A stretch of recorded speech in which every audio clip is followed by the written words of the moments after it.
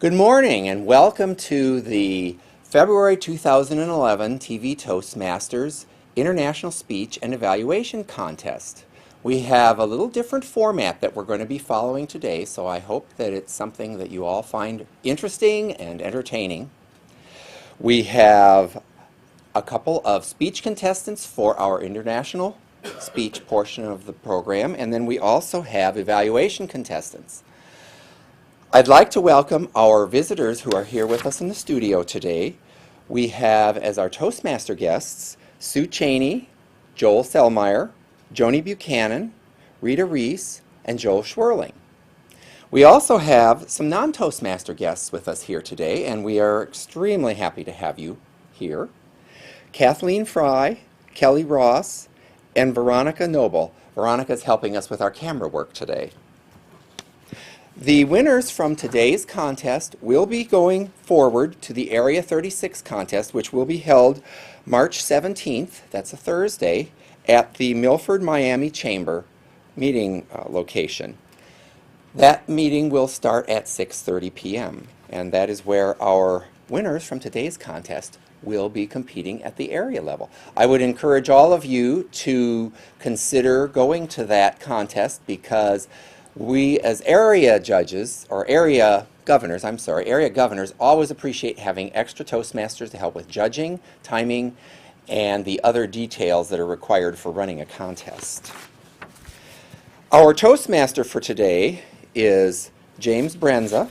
He is a distinguished Toastmaster, and he is the one who is going to be running our contest as far as making sure that it is proceeding in an orderly fashion. He'll be the one that will be introducing the contestants for our speech contest, which we will conduct first, and then we will be doing our evaluation contest as the second portion of our program. With that, I would like you to help me welcome our Toastmaster for today, James Brenza. Thank you, Steve. As Steve mentioned, the format of the contest is a little bit different than your typical Toastmasters meeting, but it's for a very specific purpose. With over 260,000 members worldwide, over 12,500 clubs in 113 countries, there are 30,000 participants going after this contest over the next few weeks. So it's critical we follow the exact same rules. So this morning we are following the international rules for the current year for the International Speech Contest. The purpose for the contest is to give an opportunity for the more proficient speakers to demonstrate their skills and for other Toastmasters to learn from them. It is a key and vital part of the Toastmasters educational program. With that, let's begin the contest itself. I'd like to start first by confirming that we are really ready to have all parts of the contest go in order. And that starts by confirming with our Chief Judge, Carol Cormelink, that all of the contest workers have been given a firm and proper briefing on the rules and are prepared. They have. Thank you. And from our contest chair, Steve Ehrenholtz, have all the contestants been given a briefing of the rules and familiar with the timing? Yes, they have. Excellent. Thank you, Steve. I will now give the order of the speakers. For the International Speech Contest, the first speaker is Rick Barron. B-A-R-R-O-N, Rick Barron. The second speaker is Paul Wessels, W-E-S-S-E-L-S, Paul Wessels. Unlike your typical Toastmasters meeting, they will not receive a formal introduction to their speech. I will merely call out their name, their speech title. I'll repeat their speech title and their name, and the rest is up to them. With that, we are now ready to begin the International Speech Contest. Please help me welcome our first speaker, Rick Barron. Success is achieved by the company you keep. Success is achieved by the company you keep. Rick Barron.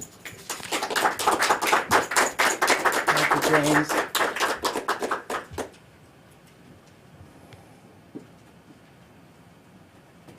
What's your favorite movie? Gone with the Wind? Star Wars? Titanic?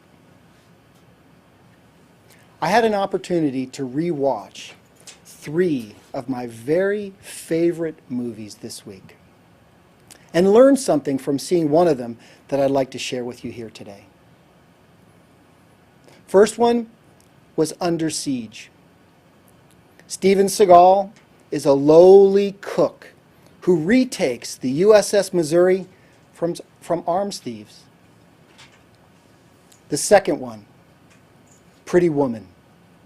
Julia Roberts rescues Richard Gere from his success-filled life. And the third, Air Force One. Harrison Ford plays the President of the United States who retakes his hijacked plane. And at the end of Air Force One, I saw something that I had never seen before. I've watched this movie literally dozens of times. At the end of the movie, Air Force One is out of fuel, heading for a crash landing in the Mediterranean.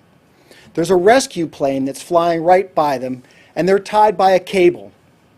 Harrison Ford is on the plane, struggling with the Secret Service agent who enabled the hijacking to be the last one off the plane before it crash lands.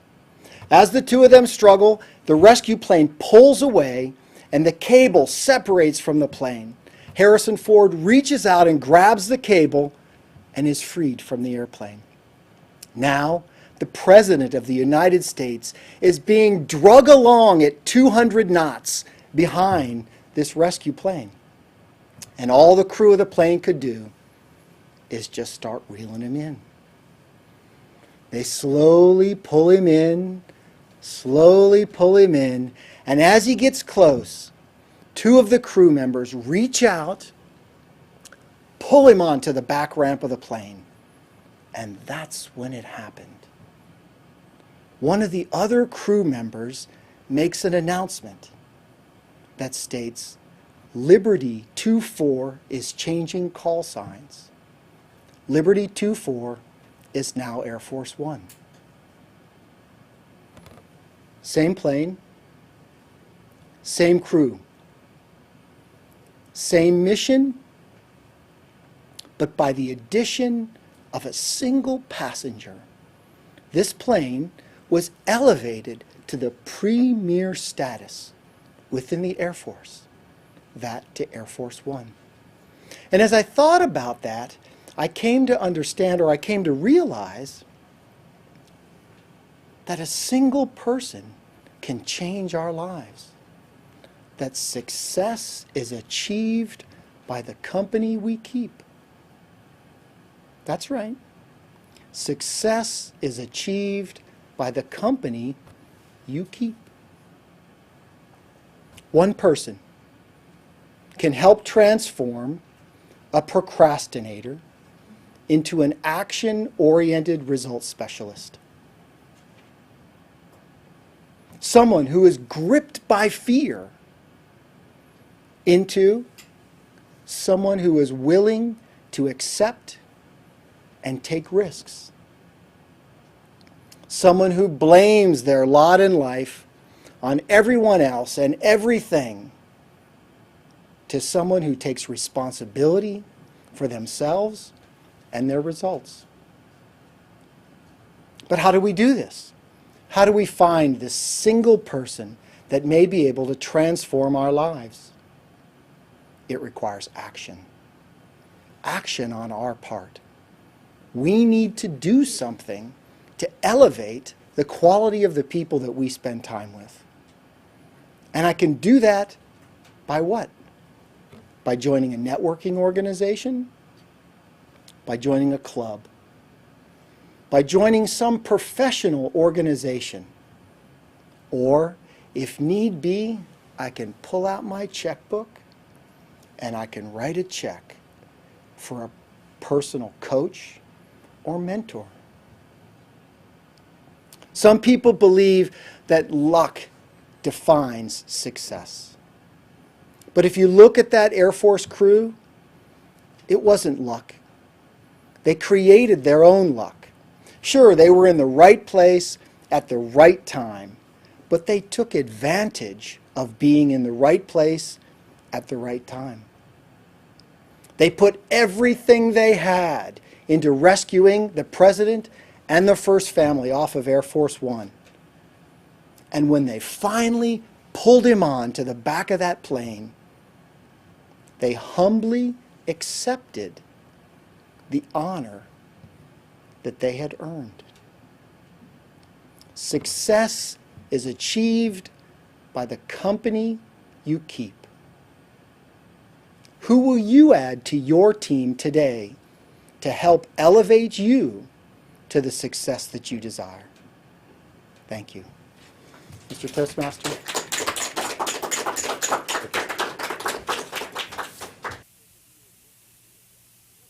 What future do you envision for yourself? What dreams do you have? If you want your dreams to come true, you must have confidence in yourself and your abilities. A Toastmasters Club can help you build that confidence. A low-cost learning experience for men and women. Toastmasters shows you how to express yourself clearly and effectively. Make your dreams a reality. Join a Toastmasters Club. Our next contestant is Paul Wessels. If I say the words, if I say the words, Paul Wessels.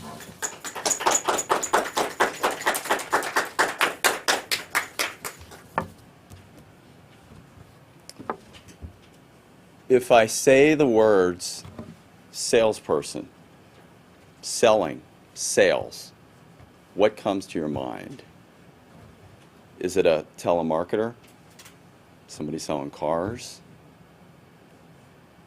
You may say to yourself, I work for the water company, or I'm a principal at a school. I'm not in sales. That person's the salesperson. I suggest that everyone is in sales.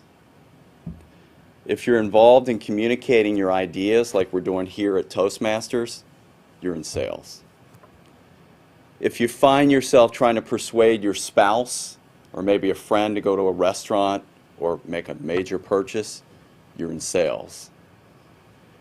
If you encourage others or yourself to change, for example, I'm going to lose that 10 pounds, I'm calling Jenny Craig, I'm going to actually, if you're doing that, you are in sales. It may not be a formal sales position, but you're selling your ideas and your solutions every day. I'm going to talk about 3 ideas that come from the sales world that you may consider when you put that salesperson's hat on. First, consider attitude. Have the attitude of abundance, not scarcity. It's similar to the old adage, it's easier to get a job when you got a job. Or it's easier to get that girlfriend or boyfriend when you already got one. When you get into a situation where you have to be persuasive, present your case. Your goal is to have it come your way. You're not desperate to have it come your way. Actually, it's totally okay if it doesn't go your way. When you do something like that, you detach from the outcome. And when you detach from the outcome, you give a positive, confident vibe. And that other person senses that you're not desperate. And it really determines how they react to you. So remember, it's easier to get a job when you already have a job. Have the attitude of abundance, not scarcity. Second, intention. When you get into a situation where you have to be persuasive, your intention actually controls how you act. Consider having the intention you first, not me first. For example, someone may say, I'll get that bonus if I get these people to work harder. The problem is those people that should be working harder don't care about that bonus. They care about their own issues. The bonus is going to be much more difficult to get if you make that bonus the driving force behind that situation. You've got to make the bonus the solution or the windfall by putting the other person first and you second. And then finally, this is counterintuitive, but the dynamics of the whole situation. You have to go from I convince you to you convince me. And again, listen carefully. I'm going to start here by using the example dating again. If you're always chasing someone in a dating situation, they're flattered at first, but they become very bored quickly. If they're chasing you, however, they remain very interested the whole time. When you get into that sales situation, you put that sales hat on, you may think you have to persuade, convince, and then defend. And if it doesn't work, you got to do it harder, convince, defend harder. I suggest don't do that. You're chasing. Present your ideas, get feedback from that person, and that feedback's either going to be positive, negative, or somewhere in between. Here's the counterintuitive part. Wherever they come down, always be slightly more negative about the ideas you just presented than the person you just presented them to. In other words, say something like, you know what, I don't think it's going to work. I don't think the idea I just gave you is going to work. You're always more negative than they are. What they will say or think is, hey, don't be so hard on yourself. What you said is pretty reasonable, and it may just work, because it was. When they do that, the dynamics have just switched. They actually start convincing, persuading, and defending the position you just gave, or the ideas you just gave. Switch the dynamics from I convince you to you convince me by always being slightly more negative about the ideas you just gave than the person you just gave them to. We all put our sales hat on more than we realize. Considering the attitude of abundance over scarcity, you first over me first, and creating the dynamic of you convince me, not I convince you, will make us all more effective in any role we take in life. So, if I say the word salesperson, selling, sales, what comes to your mind?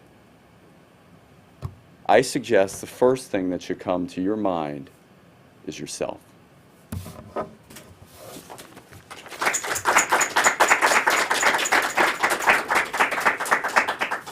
Thank you, Paul. All the education in the world won't help you get ahead in life if you can't express your ideas effectively. Every day, competition for advancement gets tougher and tougher. You need an edge. A Toastmasters club can give you that edge. A low-cost learning experience for men and women. Toastmasters gives you the confidence to express your ideas to anyone. Get the Toastmasters edge. The speaking order for the evaluators will be first, Rick Barron, B-A-R-R-O-N. The second evaluator will be Michelle Hennekes, H-E-N-N-E-K-E-S, Michelle Hennekes. The third evaluator will be Jerome Manigan, M-A-N-I-G-A-N, Jerome Manigan. At this time, I'd like to introduce our target speaker for the evaluation contest. Please help me welcome Joel Selmeier, 2%. 2%, Joel Selmeier.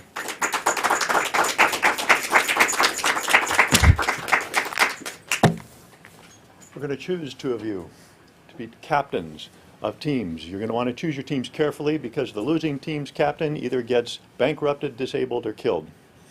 Just baseball game. Group of people outside who are going to be your batters.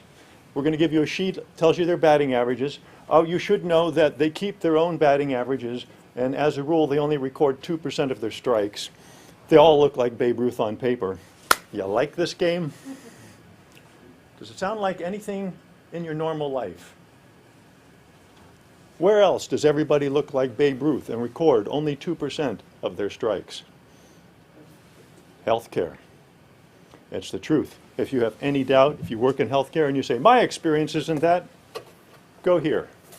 send me an email. I'll send you a link to the page with the summaries of the studies, with links to the actual studies. The last people who determined this were our Department of Health and Human Services. 2%. Multiple studies over the years keep coming down. It's a single-digit percentage and 2%, you can say.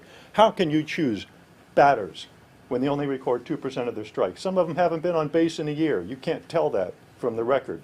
Nobody in medicine records what you need to know more than anything else in medicine. They don't know themselves. You go to your primary care physician who is sending you to a specialist or whomever, some other caregiver who has a great reputation. A great reputation is not based on honest information. Mostly it's based on the social skills of the person and the architecture of the facility in which they work. This does not make sense. That's why the stakes are so high. That's why medicine kills more of us unnecessarily by accident than all other sources of accidental death combined. It disables more of us. It's in the millions. You can't find anybody in healthcare who knows these numbers. I can give them to you if you send me an email. I can give you multiple studies. They also bankrupt more of us than anybody else, including the savings and loan crisis. This is ridiculous, and they're not aware of it. They think they are Babe Ruth. Do you know anybody who works in medicine who won't tell you, oh, where I work, it's really safe? The filters through which they see their experience don't put them in touch with how little safety there is, how dangerous they are, how little good service there is. That's why they're bankrupting us. So what about when they do know? What if somebody does know something isn't great? Let me give you an example. A woman, this is a true story. She was at her primary care physician. She had a problem that was going to be dire if she didn't get a procedure. He was going to do it himself. She'd been going to him for years. This is her trusted physician. Unfortunately, the procedure was going to put her on a colostomy bag for life. That disturbed her so much that for the first time in her life, she agreed to do it, but she just kept looking around, and she discovered that not far away at all was a hospital that can do that procedure without putting her on a colostomy bag. But her primary care physician can't earn any money sending her there. Other physicians, when asked to comment on that, said, he has to earn a living. You've got to realize this is what we do for a living. You talk about frivolous suits. How about frivolous operations? You need to earn money, so you put somebody on a colostomy bag? I'm sorry, I don't agree with this. This is the patient's perspective, not the caregiver's perspective. Today's New York Times front page. A study has found 300,000 times a year women are getting breast surgery when a needle biopsy would have done it. But their primary care physicians, and it says this in here, their primary care physicians don't get a referral fee for the biopsy. They get it for the surgery. It's not just money. Once you've had breast surgery for this, it's difficult to do it a second time, possibly impossible. That doesn't make sense. We need better information. Where can we get it? Finally, for the first time in history, we can do it ourselves because it's been demonstrated. Took years for somebody to get around to thinking about this. It's been demonstrated that if you give patients the opportunity, they will report to you more information and more accurate information than anybody in healthcare, by far. And it's now possible to arrange that. It's now possible to collect the information from patients. We could do this here in Cincinnati. You don't need the whole city. You need a few thousand people to make it so that when you have a 13-year-old daughter who's got an eating disorder, you can log on and find out about people who've been through this before you, people you've never met before, who can tell you, they've tried these 10 doctors with no success at all. There's 3 over here, they help some, and there's this one person who is stellar. You can't get that from people in medicine. They don't know that. Oh, and by the way, in the database it can mention one of these doctors has this habit of groping teenage girls. Which, if you work in medicine, you're furious by now thinking this doesn't happen. I'm talking about a real case. You might remember it. It was in the newspapers here in Cincinnati.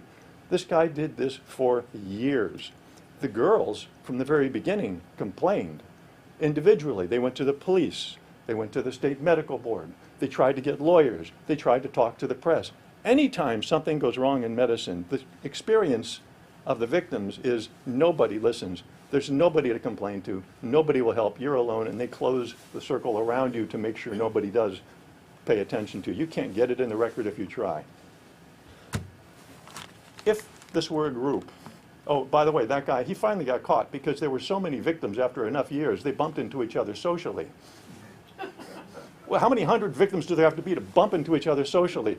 Once they did that, they formed a group, then they could get a lawyer. Why do we have to wait 15 years until there's hundreds of victims? Why can't we hear about it the first time? And maybe just send the guy a note, we hear you're not using a chaperone. None of his nurses were reporting that they weren't being taken into the room with teenage girls. Can you imagine 15, 20 years, you don't use a chaperone, nobody reports it, except the girls, and nobody listens? That's unreasonable. That's the way they work in medicine. None of those nurses feel guilty about this. I have interviewed a couple hundred nurses. I even talked to a nurse who was on the scene with Orville Lynn Majors, who was a serial killer and didn't report it, and she was indignant that I thought she should have. I wish I had an hour to tell you about this. You really get a good window into the way they think. And they don't know they think this way. They're taught in medical school that they're objective and selfless, and they believe it. And it's not true. And we need better information, and we can get it. We can do it among ourselves. We just have to do something right here in Cincinnati. It doesn't take that many. It's not that expensive. For the first time in history, we could work it out. If you want to hear more about it, because I haven't got an hour now, just go here. Drop me an email. It's just my email address is at the bottom right-hand corner of every page. The next time somebody is giving me an hour to talk about it, I'll send you an invite. We can fix this. Good job. Thank you. Thank you, Joel. To ensure a fair contest, we'll now give 5 minutes to each of the contestants to prepare their notes in the other room. They will then turn their notes in at the end of those 5 minutes and then come back in to deliver their evaluations. They can get their notes if they'd like on the way back in the door, but this will ensure consistency. So, Madam Timer, please let me know when 5 minutes are up. Thank you very much. And now for our next speaker, Stanley Glitchner.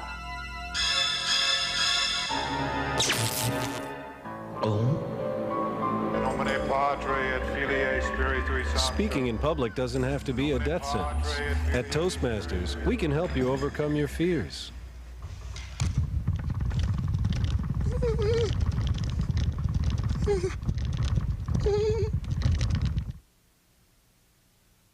We will now continue with the evaluation contest.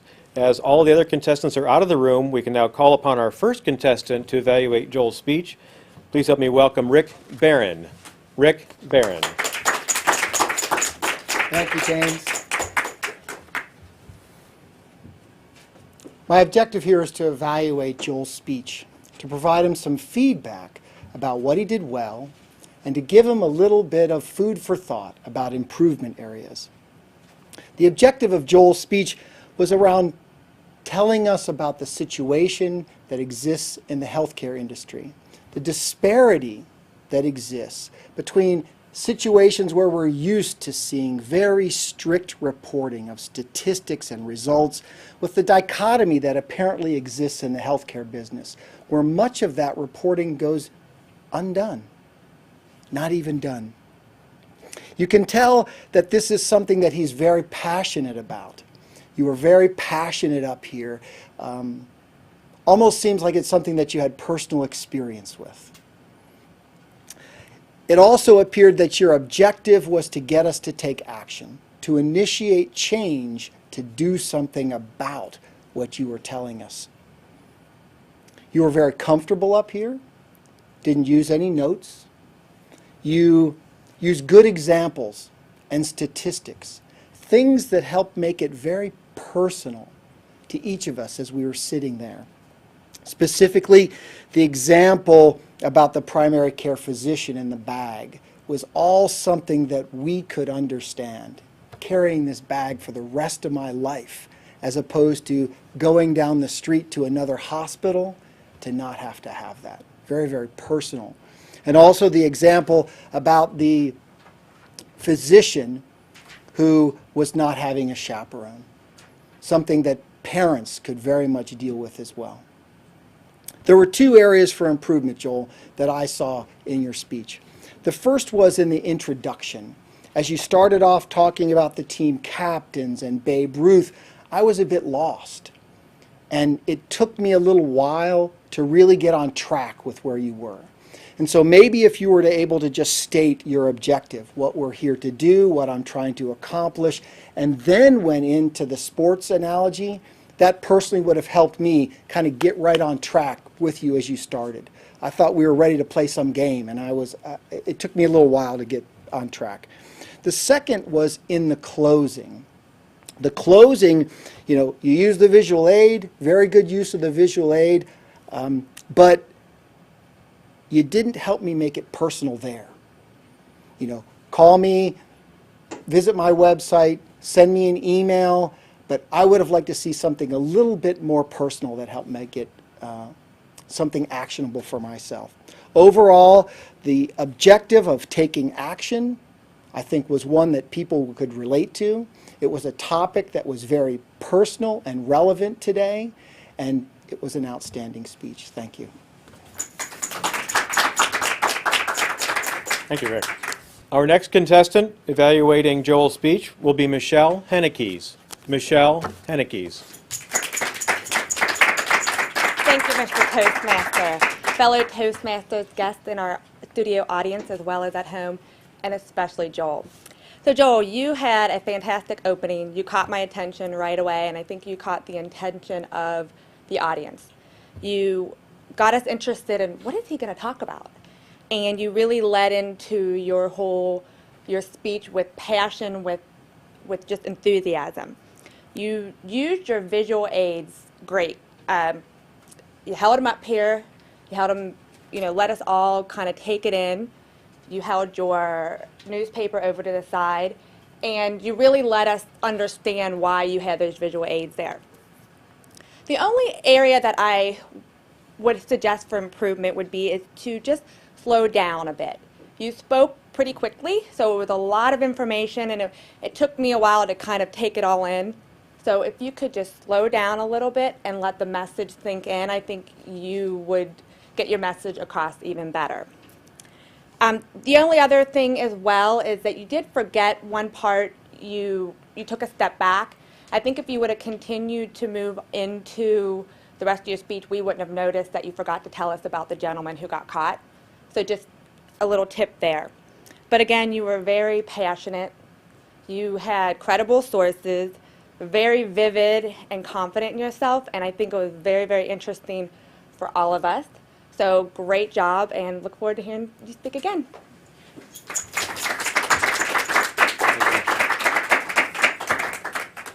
Thank you, Michelle.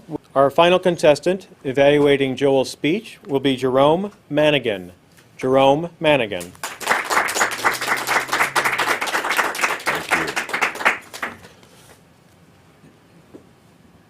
Fellow Toastmasters and Joel, I would like to first congratulate you for participating in today's contest.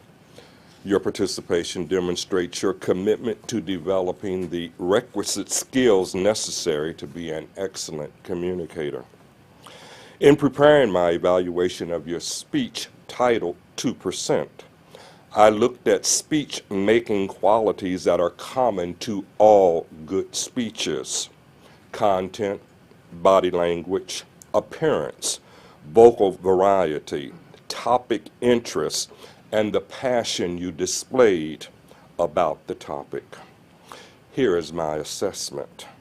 Content, excellent. Body language, excellent. Appearance, excellent. Topic, excellent and very important to today's consumers of health care. My recommendation to you is that you continue developing your communication skills. You might find it helpful if you would pay attention to that area, vocal variety. I had a little difficulty in spots hearing you, which made it difficult for me to follow you, and I wanted to follow you because your topic was excellent. Also, the placement of your prop, where I was seated, and this may be the situation for others, you blocked my view. So instead of putting it here to block the view, you may have found it better to put it there. And I think everyone in the room would have had the opportunity to see you. Again, your presentation was excellent. I enjoyed it very much. I look forward to hearing from you again, and thank you very much.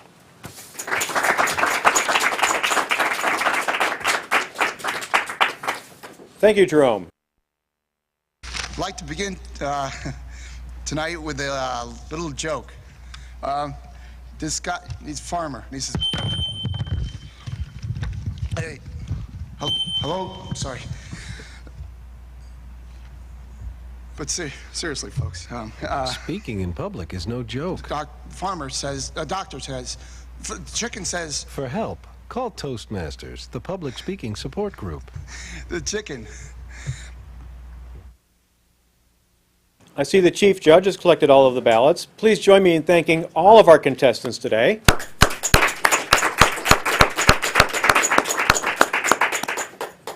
And now it's a good time to get to learn a little bit more about our contestants. Now that their guard is down, the nerves have settled in a little bit.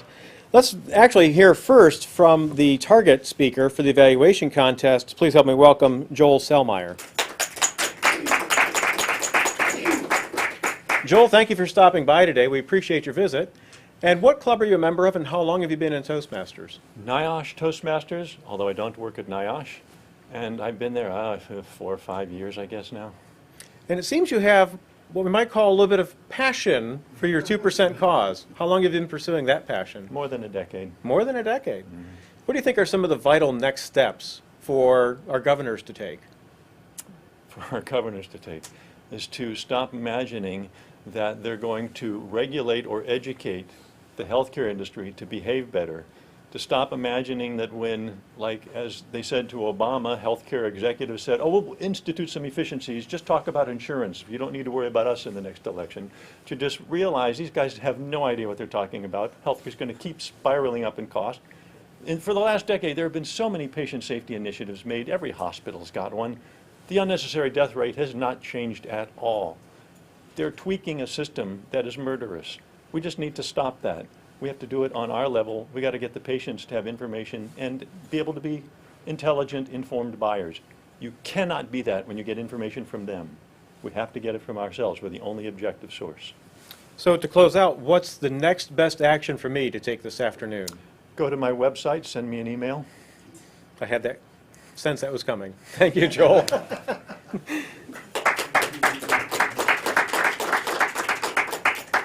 At this time, I'd like to interview our first contestant in both the evaluation contest as well as the international speech contest. Please help me welcome Rick Barron. Hi, James. Rick, great job today. We appreciate your effort. It was pretty amazing. Always take every opportunity I can to speak. Well, there you go. So how long have you been in Toastmasters, and which clubs are you in? I'm in TV Toastmasters, that's it, and I'm coming up on my 3rd anniversary. Well, congratulations. And I see in your bio form it says you're also involved with Junior Achievement. Yes, I am. Go ahead. I've been volunteering with Junior Achievement for 15 years. Next week, I start my class with a 4th grade class at Clough Elementary School, teaching a program called Our Region. Congratulations. And in 15 years, what's your favorite experience in those 15 years? I think it was last year, actually. I was doing a 5th grade class last year, and I announced to the class that this would be our last class. And there were 2 girls sitting in the class that started crying, saying, Mr. Rick, you can't leave. We don't want you to go. We want you to stay. So it was really interesting to see the impact that an outsider can have coming into their classroom. Well, I've never thought I'd hear a grown man say his favorite experience is crying little girls, but thank you anyhow. Thanks, Rick. Thank you. Our next contestant in the international speech contest was Paul Wessels. Please help me welcome Paul Wessels. Thank you. Hi. Thank you for participating today, Paul. Did a great job. Thank you. How many years have you been in Toastmasters, and in which clubs? TV Toastmasters, this is the only one. It's probably been about a year. About a year? One year. Wow, fantastic progress. And I see on your notable accomplishments, the father of 2 sons. We're not going to go into detail there as far as accomplishments, but what are their ages and what are their favorite hobbies you participate in? I participate in 12, and he's a big video gamer, and I try not to if I can help it. I see so much of those video games. But you know, when I stayed up one night and actually got through one of these. You have to go through these different levels, and I thought I'm going to get through this level 1. The 12-year-old was so excited I got through level 1 that he wanted me to go to level 2. I'm like, no. Just it took me all day to go through level 1. Let's just leave it at that. So 12 and 9. He's the one's kind of the computer guy, and the one's the athletic. So I've got a basketball player. He's playing basketball today. So Great. 12 and 9. Well, congratulations, and Thank thank you you for competing today. Okay, thank you. So at this time, please help me welcome our contest chair, Distinguished Toastmaster Steve Aaronholtz, and our Chief Judge, Distinguished Toastmaster Carol Kormelink. This is my role. There you go. Thank you, Mr. Toastmaster, fellow Toastmasters, our honored guests, and our contestants. As I mentioned at the beginning of our program today, the first place winner will go on to the Area 36 contest, which will be held Thursday, March 17th, 2011 at 6:30 at the Milford, Miami Chamber of Commerce. In the event that the first place winner cannot attend, the second place will then fill in and attend that contest as the contestant for TV Toastmasters. Let me get started. Our second place winner today for the International Speech Contest is Paul Wessels. Paul. Thank you. Thank you. If you want to hold that in. Shake hands. So, yeah. Thank you, Paul. Our first place contestant in today's International Speech Contest is Rick Barron. Rick? You get another hand to shake it. You want to hold that up for the camera, too? And Rick will be representing our club on the 17th of March.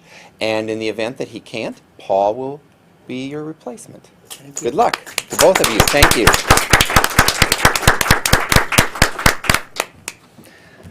Now for our speech evaluation contestants. And let's give them all a round of applause, too. I think they did very good evaluations today. I was glad for once I wasn't judging. Our third place contestant is Jerome Manigan.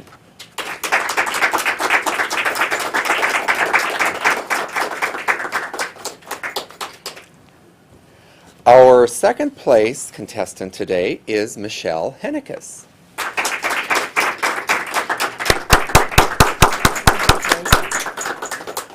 Good job. And our first place contestant today, and the individual who will be representing our club on the 17th, is Rick Barron. Thank you. And if you're going to hold that for the camera.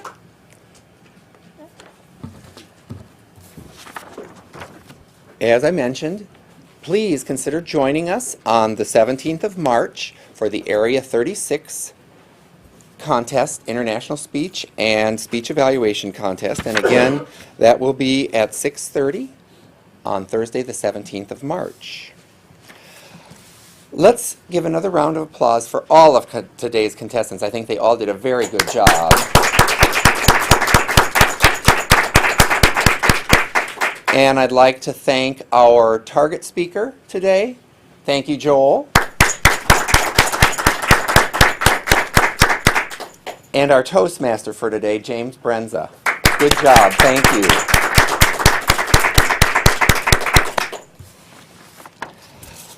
I would like to encourage you to come back and visit us the third Saturday in March.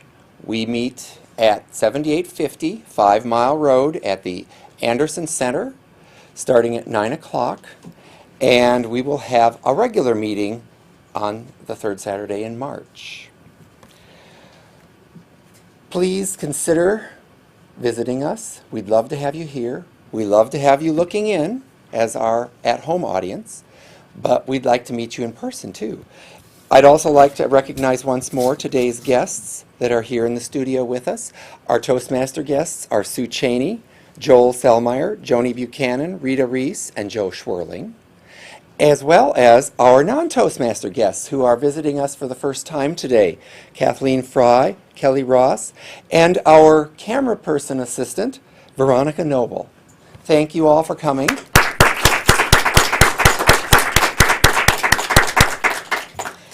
This will conclude the Spring 2011 International Speech and Speech Evaluation Contest for TV Toastmasters Club 9523. Thank you.